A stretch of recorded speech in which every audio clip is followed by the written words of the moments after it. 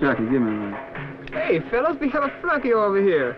Hey, Jackie. Nice donkey, Jackie. Why don't you lick his feet too, Jackie? Cut that, will you? Knock it off. Say, Chip, what we gonna do tonight? One thing we're gonna do is split up. The red car come along, we'll be in trouble. Come on, Jackie. Philadelphia, Pennsylvania, April the 25th, 1958. A young Korean university student by the name of In Ho Oh leaves his room to mail a letter. It is shortly after 9 o'clock.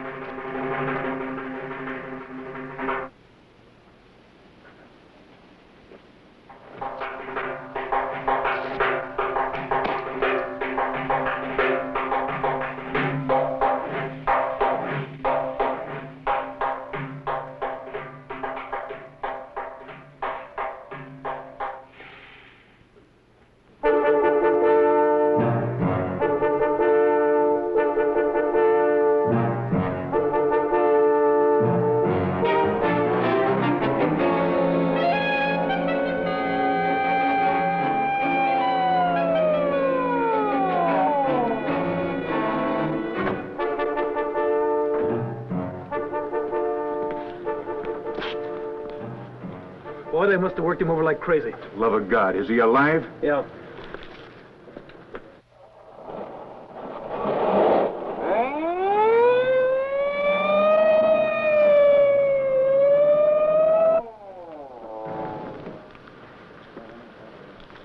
What you got, Pete? Got any leads? Got this lady over here.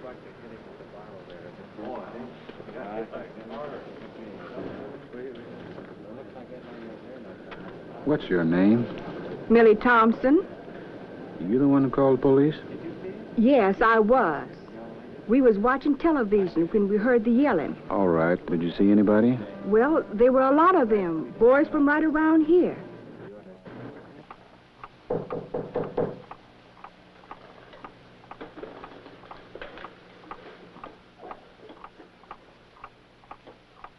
Who's there? It's the police.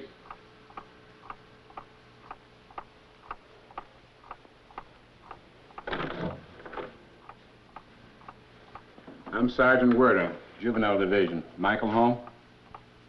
Michael ain't in no trouble, officer. He ain't done nothing. No, don't take on, Miss Fisher. We just want to ask him some questions. Hi, Michael. Hi. Don't worry, Mom. He's got nothing on me. I want to ask you some questions, Michael. Come on. Questions about what? Come on.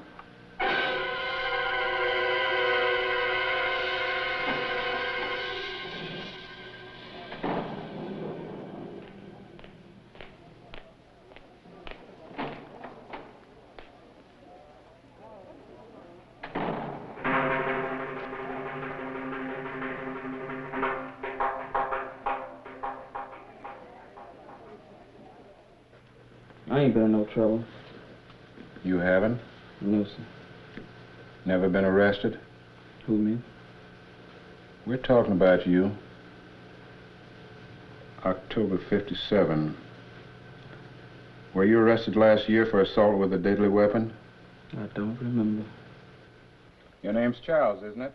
This is Chip Connolly. Call you Chip? He was first arrested at the age of 9. This is Sergeant Werter. It's not the first time he's had to deal with Connolly.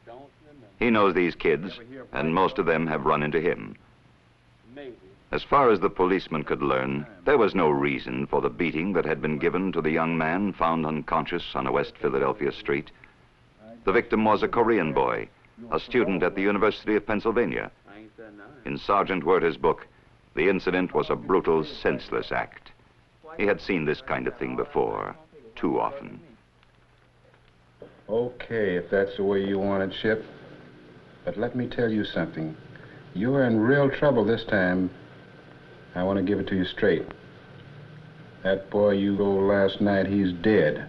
You still want to be tough? What's the angle? Why you ask me all those questions, huh? You got it all down there. Why are you twisting me? There were other boys waiting to be questioned. Michael Fisher had no police record. George Lang had been picked up once for truancy. Jackie Cook, 2 violations of curfew. Bart Lewis, assault and battery, 2 charges. Freddie Madden had been up twice for burglary, once for receiving stolen goods. A verdict of first-degree murder was returned against the first boy to be tried. The jury voted the death penalty. A month later, Richard Adams was brought to trial. Most people were convinced that all of the boys were guilty.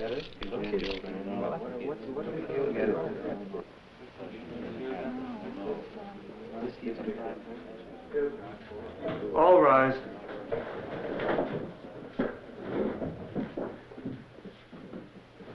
In the name of the Commonwealth of Pennsylvania, this court is declared open. Be seated.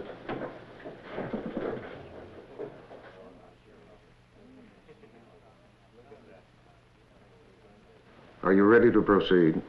Yes, Your Honor. The Commonwealth moves for trial, Your Honor, in the matter of Commonwealth versus Richard Adams, charged with murder in Bill of Indictment number 653, May Sessions, 1958. Are you ready to proceed for the defense? Yes, Your Honor. With submission to the court, and ladies and gentlemen of the jury, Richard Adams is charged with the crime of murder. Our statute, which makes murder... They were all there. The judge, All murder... the assistant district attorney who had successfully prosecuted the case against Chip Connolly and was scheduled to try the other boys. by any other kind of... The defendant, Richard Adams, he was 17. Mr. Adams, his father. shall be committed in the... Ki Hong Oh, uncle of the deceased. He was one of the first to testify. Your full name and address? Ki Hong Oh, 3910 Hawthorne Street. Place your right hand on the Bible. You swear that the testimony given by you in this case will be the truth, the whole truth, nothing but the truth, so help you God? Yes, I do. Be seated. Mr. O, I want to cause you as little anguish as possible, so I'll go directly to the point. Now, you knew the deceased, did you not? Yes, he was my nephew. And he lived with you and your wife in your apartment? That is true.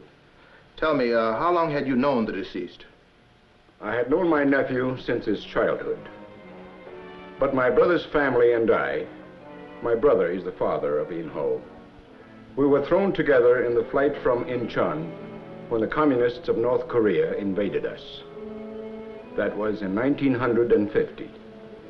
I came to know my nephew very well during those years.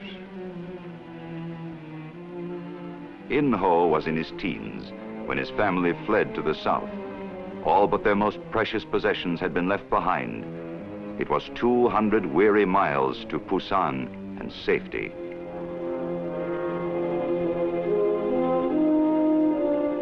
In Ho's family had been refugees before. Just 3 years earlier, they had fled from North Korea to the capital city of Seoul to escape communist persecution. In Busan, the Oh family bounced back. Ki Byung, In Ho's father, set up a small textile shop. He started with a single knitting machine and some cotton yarn. Piece by piece, additional used equipment was put to work in the little factory. In the face of what seemed to be overwhelming odds, the Oh family, like thousands of others, put down their roots once more and held on. During the Korean War, entire congregations of Christians had fled before the communist advance. Many of the congregations remained intact, and now resumed their life together in the South. Missionaries from American churches had helped to establish the church in Korea. Now they redoubled their efforts in the difficult post-war years. In Ho himself was a third-generation Christian. Sunday school was taught in temporary buildings.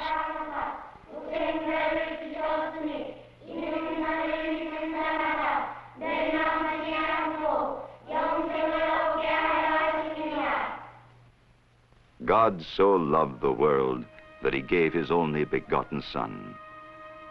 In Ho was a member of the Youngdo Presbyterian Church, where he became the youngest deacon. He saw the future of Korea in the faces of the youngsters he taught.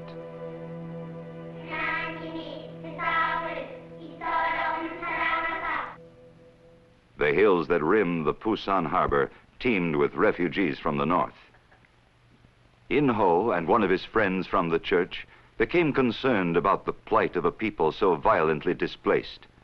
Thousands had returned to their homes elsewhere in Korea, but thousands remained in Pusan to start all over again.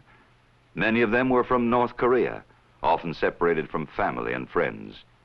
For them, there was no return. In Ho was especially interested in young people.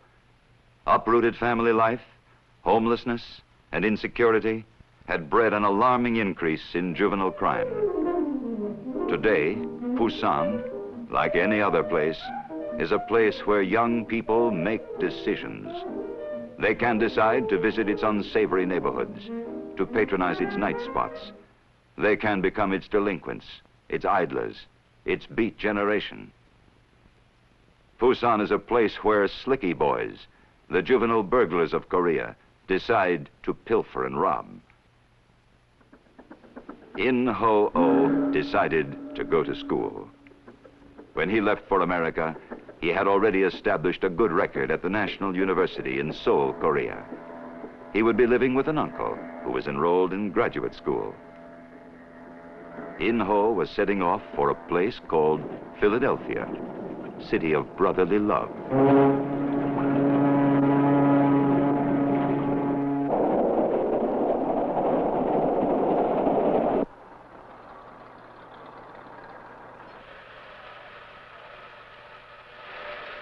When In Ho came to live with us, he had decided to study in the field of political science.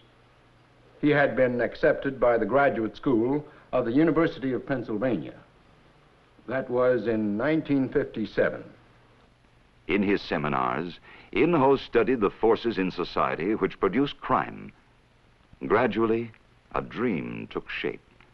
He decided to take his new knowledge and skills back to Korea and devote his life to the welfare of juvenile delinquents. He expressed his ideas in letters to friends at home. My nephew spoke seldom, although when he did speak, it was with confidence, for he rehearsed his thoughts carefully beforehand. He was always anxious to avoid arguments. I think it is fair to say that he did not want to injure anyone, not just those he loved or liked, but people he had just met, complete strangers. While Richard Adams was being tried, Chip Connolly was waiting for the outcome of his appeal from the death penalty. 6 of the 9 boys under indictment were not yet 18 years of age. The state had set aside their juvenile status. They were all to be tried as adults. 2 of the boys were detained at the Youth Study Center until their 16th birthday. One of them was Michael Fisher. Sit down, Michael. Michael, do you know who I am? Yes, sir, you call the chaplain. That's right. I'd like to help you, Mike. What can you do, mister? I'll do anything I can. Tell me about yourself. I've talked to your parents, Michael, just yesterday. Your mother is much better. Yes, sir. She says not to worry about her. The chaplain who talked with Michael Fisher works at the detention facility full-time. He's employed and supported by the church. Your mother wanted you to know, Michael, that she prays for you. Is that gonna help? Yes. I believe God answers prayer. Don't you? Yes, sir. Do you know Tommy Taylor? Sure. I met him just as I was leaving your home. He lives near you? Yeah, next door. He tells me you play basketball together. Sure. We're on the same team at the West Philly Boys Club. We were, I mean. You're pretty good the way I hear it. I guess so. Last season, anyway. Not as good as Tommy. He's fast. This up of potatoes, honey. Tommy Taylor had grown up with Michael Fisher. Tommy, not your new tie. That's all right, Mom. It's an old spot. It's dry now. Why hadn't Tommy been at 39th and Hawthorne the night In Ho was killed? The Taylors weren't immune to the evils of city living, except for certain choices made by his parents, his friends, and himself. Tommy, too, might have been in jail. Thank you, Tommy. Il ne parle quoi? Listen, it talks in French. Hush, children. John. Daddy, will you pray for Michael? Yes, Sarah. Our Father, bless this food to our use, and us to thy service. We ask thy blessing on Michael and his mother and father in this difficult time. Lift them up by thy love. Let them know that thou art never closer to thy children than when we were in great trouble. We ask in the name of Jesus, our blessed Savior. Amen. Put your bunny down, dear, and pull your plate in. There's no simple explanation for the differences between the choices made here at 3902 Dayton Street and the choices made next door. Tommy and Michael Fisher had a lot in common. They were the same age. They went to the same school. They played on the same team. The Taylors and the Fishers live in a kind of neighborhood that some people thoughtlessly call a jungle. A cliche like that can obscure important facts about the deteriorated parts of a big city. What's this neighborhood like? For one thing, it's a place where fire escapes and stone steps take the place of grass and rolling hills. It's a population pocket of low-income families, swollen by the influx of thousands of newcomers from the south, and isolated in an old part of town that had already been given over to crumbling mortar and rotting wood. This is a trade school where beginning students learn how to steal hubcaps from a parked car. Later, they'll graduate to stealing the car itself. This is a place where bored and restless teenagers make like grown-up toughs. Why is it that some kids will play like crazy under a simple backboard, while others get their kicks out of snatching a purse for 68 cents? Why is it the same boy who has a steady job after school may be picked up for illegal entry? One of the agencies that are looking for answers to these questions is the church. Churches provide, wherever they can, a healthy atmosphere of recreation and fun. They've devised a variety of activities to meet the needs of idle hands and eager minds. But the church has more to offer than a social calendar. Church leaders know this. The church's influence reaches outside its walls. The man who has just spoken at this luncheon club is an honored judge and a churchman. Things have changed here for the Negro, and for the better. Not as much as some of us would like, but then we face a tremendously big job. Yes, but it's a job of our own making. You can't make second-class citizens out of a large segment of the population, regardless of their color, and segregate them for years and then overnight expect them to behave like saints. The church also reaches into the life of the campus. University pastors, supported by the church, try to keep students sensitized to social issues. For some University of Pennsylvania students, the implications of In Ho's death were immediate and personal. I just can't shake the idea that it didn't have to be In Ho who got rolled. It could have been me, Ed. I've walked home through that district late at night many a time. These kids just rolled the first guy who came along. This didn't have anything to do with race. Could have happened to anybody. Mr. O, when did you last speak to your nephew? On the evening of April the 25th. Can you remember the time? It was a little after 9 o'clock. He left the house to mail a letter in the mailbox across the street. He did not return.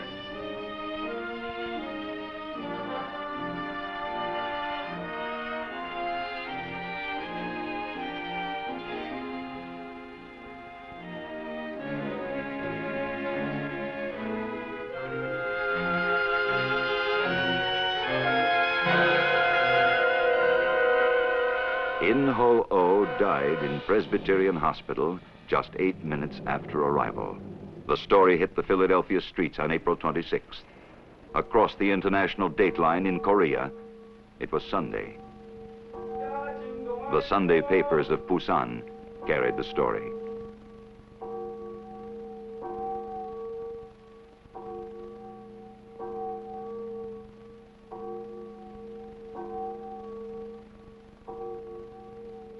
The father of In Ho had not yet received the trans-Pacific cable from Philadelphia that was to tell him of his son's death. He first learned of it in the Sunday paper. Only a few days earlier, the family had received a letter from the boy.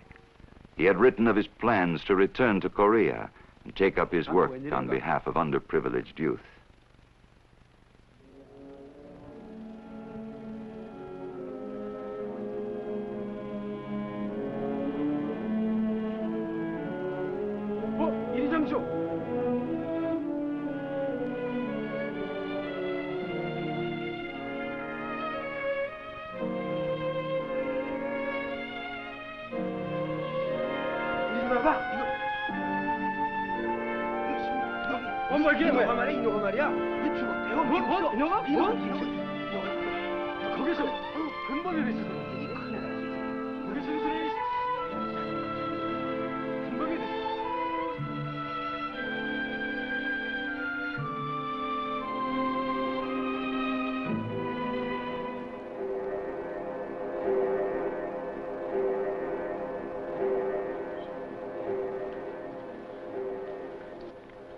He was like a son to us, Mr. Adams.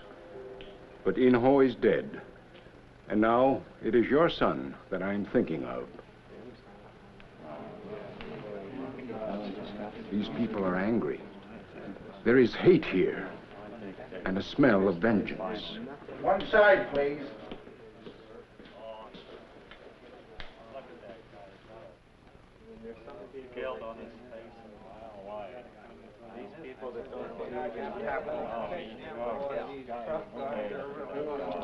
The verdict was about to be returned in the case of the Commonwealth of Pennsylvania versus Richard Adams, bill of indictment number 653. They're going to burn this one. Why not? He's guilty of sin. All right, say he's guilty. You electrocute those boys, you don't solve the problem. They're being punished for more than their guilt. They're taking the rap for the rest of us, too. Members of the jury, have you reached a verdict? We have. Your Honor, the jury have agreed. Shall the verdict be taken? Let the verdict be taken. Jurors rise. Prisoner rise. Jurors look upon the prisoner. Prisoner look upon the jurors. Members of the jury, how do you find? Do you find the prisoner at the bar guilty of the crime of murder wherein he stands indicted, or not guilty? The verdict that was pronounced in the case of Richard Adams was heard by only a few people. But another verdict had been rendered, which was heard across 2 nations. It was reached not by members of a jury, but by the family of In Ho Oh. The Christian faith of this family was no once-a-week gesture to be made in church on Sunday mornings. It was a way of life. Their verdict was based not on the law of the land, but on the law of love. They sat down together and wrote a letter. It was directed to the people of Philadelphia. I will now read to you what we have decided to write. We could not believe the news was true, for the shock was so unexpected and sad. We are sad now, not only because of In Ho's unachieved future, but also because of the unsaved souls and paralyzed human nature of the murderers. We thank God that He has given us a plan whereby our sorrow is being turned into Christian purpose. Our family has met together, and we have decided to petition that the most generous treatment possible within the laws of your government be given to those who have committed this criminal action, without knowing what it would mean to him who has been sacrificed, to his family, to his friends, and to his country.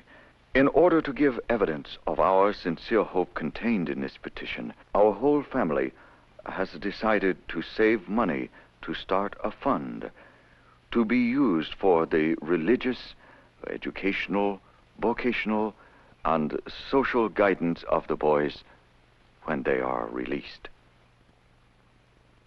About the burial of the physical body of him who has been sacrificed, we hope that you can spare a piece of land in your country and bury it there.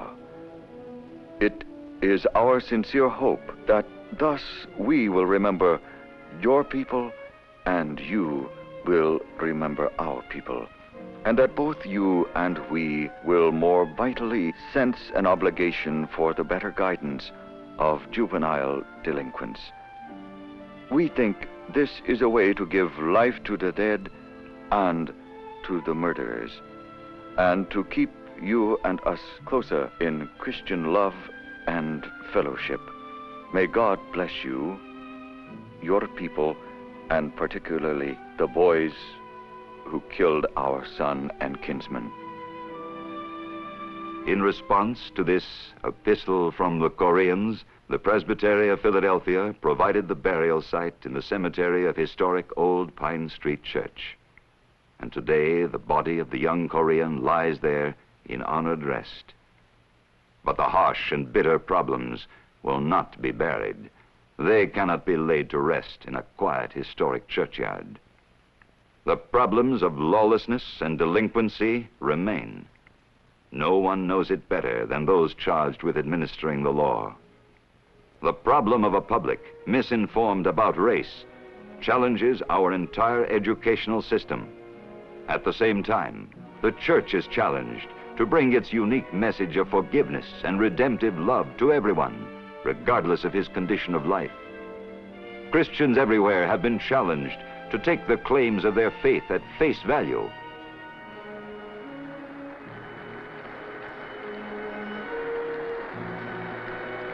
To turn sorrow into Christian purpose. Today, nobody knows whether this boy shall have died in vain. The family of In Ho Oh have spoken to us in an epistle from the Koreans. What shall we say to them?